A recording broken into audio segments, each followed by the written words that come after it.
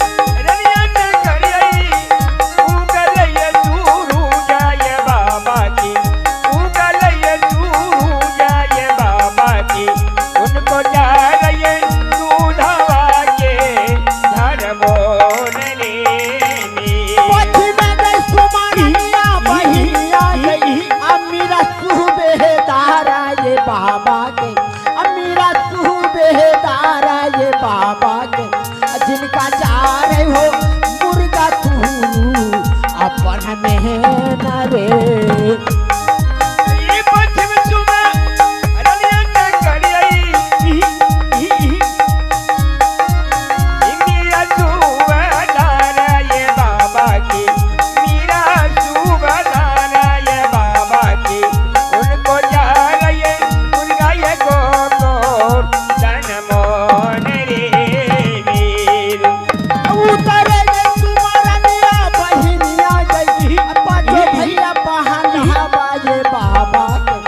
पाछो भैया पहाड़ बाजे बाबा के जिनका चाहे हो लाडुआ होली अठाइए न रे